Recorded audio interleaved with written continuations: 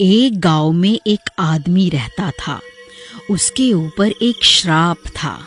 वो रात होते ही हैवान बन जाता था। हे भगवान, ये तो रात के 12 बजने ही वाले हैं। मुझे खुद को लोहे की जंजीरों में बांधना होगा, नहीं तो अनर्थ हो जाएगा। फिर रात के 12 बजते ही वह हैवान में बदलने लगता है। उसके दांत लंबे हो जाते हैं और आंखें खून की तरह लाल हो जाती हैं। वह खुद को जंजीरों से छुड़वाने की कोशिश करता है, लेकिन जंजीरें लोहे की होने की वजह से वह खुद को छुड़वा नहीं पाता। वहीं साथ वाले कमरे में उसकी माँ और बाबा सो रहे होते हैं। शेरू खुद को काबू करने की कोशिश करता है ताकि उसकी आवाजें साथ वाले कमरे में न जाएं, और इसी तरह पूरी रात निकल जाती है। फिर अगला दिन होने पर, अरे शेरू बेटा, तुम्हारे लिए एक बहुत अच्छा रिश्ता आया है। अब तुम्हारी शादी की उम्र भी हो गई है। मैं आज ही तुम्हारी शादी की बात पक्की कर दूंगी। शादी की बात सुनकर शेरू डर जाता है, लेकिन उसकी माँ जबरदस्ती उसकी शादी तय कर देती है। हे भगवान, अगर मेरी शादी हो गई तो अनर्थ हो जाएगा। रात होते ही उसे मेरी असलियत का पता चल जाएगा। हो सकता है मेरे अंदर का हैवान उसे जान से मार दे। अब क्या करूं? मुझे अपनी सच्चाई किसी न किसी को तो बतानी ही होगी। हाँ, एक काम करता हूँ, शिवा को सारी सच्चाई बता देता हूँ। फिर वह शिवा से मिलने जाता है। शिवा भाई, मुझे तुम्हें एक बहुत जरूरी बात बतानी है। असल में मैं एक हैवान हूँ। और भाई, मैं अमिताभ बच्चन हूँ। अरे भाई, क्या हो गया? कोई नशा वशा तो नहीं कर रखा ना भाई सुबह सुबह? मुझे पहले से ही पता था तू मेरी बात का यकीन नहीं करेगा। भाई, मैं सच बोल रहा हूँ। मैं कोई आम इंसान नहीं हूँ भाई, मैं एक हैवान हूँ। मुझ पर किसी भूत का साया है। मैं रात के 12 बजते ही हैवान में बदल जाता हूँ। भाई, मुझे तो लगता है तू पागल हो गया है। पता नहीं कैसी अजीब अजीब सी बातें कर रहा है। ठीक है, तुझे मेरी बात का यकीन नहीं है ना, तो आज रात को 12 बजे मेरे घर आ जाइयो, तुझे सब पता चल जाएगा। फिर इतना बोलकर शेरू वहां से चला जाता है। फिर रात के 12 बजने ही वाले होते हैं। फिर शेरू रोज की तरह जल्दी से खुद को लोहे की जंजीरों से बांध लेता है।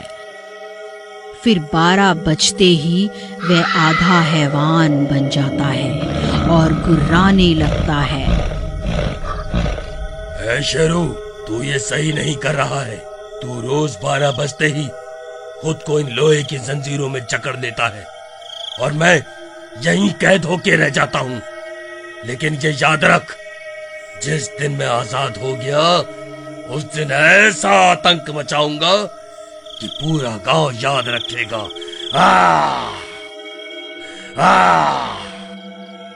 तभी उसका दोस्त शिवा उसके घर के बाहर पहुंच जाता है। उसे वहां से अजीब अजीब सी आवाजें आती हैं।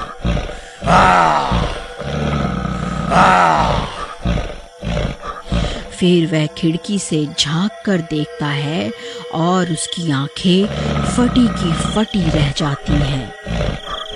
सामने शेरू बैठा हुआ होता है। वह आधा हैवान बना होता है। अरे मर गए रे, ये तो सच में हैवान बन गया। अरे भाई शेरू, तुम ठीक तो हो ना? तभी उस हैवान की नजर शिवा पर पड़ती है। उसे देखकर वह हैवान तड़प उठता है। अरे अंदर आना, वहाँ बाहर क्यों खड़ा है? जरा मेरे पास तो आ। तभी शेरू उस शैतान पर कुछ पल के लिए काबू पाता है। अरे शिवा भाई, तुम यहाँ से जल्दी से भाग जाओ। मैं ज्यादा देर तक इस हैवान को काबू नहीं कर सकता। कहाँ जाता है? रुक, इधर आ, नहीं तो मैं तेरा पीछा करूंगा। तू मुझसे नहीं बच पाएगा। अरे मर गए रे! अरे भागो रे भागो, अपनी जान बचा के भागो। ये तो सच में हैवान निकला। अरे भागो रे, ये मैं कहाँ फंस गया रे। फिर अगला दिन होने पर शेरू अपने दोस्त से मिलने उसके घर जाता है। अरे भाई शिवा, तुम कहाँ हो? अरे मर गया रे, ये हैवान तो मेरे घर तक पहुंच गया। अब क्या करूं, कहाँ छुपूं? अरे भाई डरो नहीं, वह हैवान सिर्फ रात होने पर ही मुझ पे काबू कर सकता है। अभी इस वक्त तो मैं तुम्हारा दोस्त शेरू ही हूँ। तुम्हें मुझसे डरने की जरूरत नहीं है भाई। अरे भाई शेरू, तुम तो बहुत पहुंची हुई चीज निकले भाई। मुझे तो लगा था तुम मजाक कर रहे हो। शिवा भाई मेरी मदद करो, कल मेरी शादी है। अगर मेरी शादी हो गई तो अनर्थ हो जाएगा। भाई तुम तो पहली रात को ही अपनी बीवी को कच्चा खा जाओगे। तुम पागल तो नहीं हो गए जो शादी के सपने देख रहे हो भाई? भाई माँ ने जबरदस्ती मेरी शादी तय कर दी है। अब मैं कुछ नहीं कर पा रहा हूँ।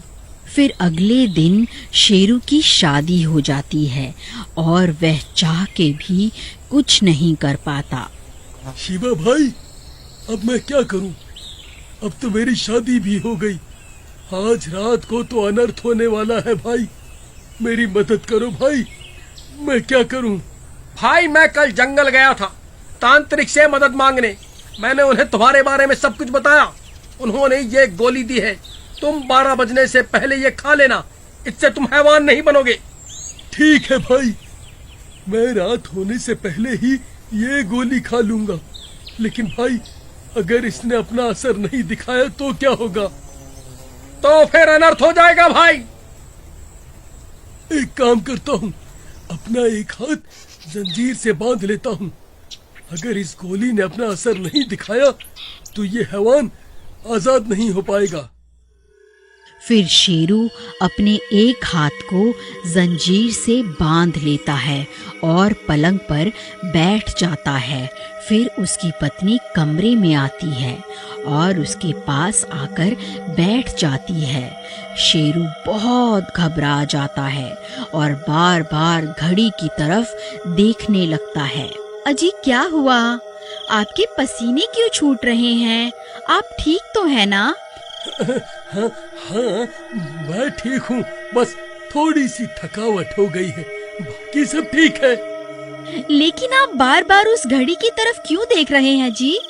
आपको किसी के आने का इंतजार है क्या जी? नहीं नहीं, भला इतनी रात गए, मुझे किसका इंतजार होगा? फिर सुमन उसका हाथ पकड़ लेती है। शेरू घबरा जाता है।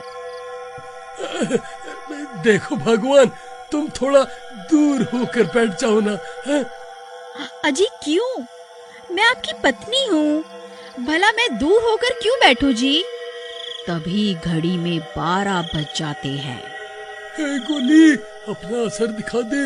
हे गोली, अपना असर दिखा दे। अजी ये क्या गोली गोली लगा रखी है जी? आप कौन सी गोली की बात कर रहे हैं जी? सब ठीक तो है ना? तभी शेरू हैवान बनने लगता है। अरे शिवा, तेरा नाश मिटे। ये कौन सी गोली देकर गया था? इसका तो कोई असर नहीं हो रहा। सुमन, तुम जल्दी यहाँ से भाग जाओ। अजी क्या हुआ? सुमन तुम भाग जाओ वरना अनर्थ हो जाएगा। तभी शेरू हैवान बन जाता है।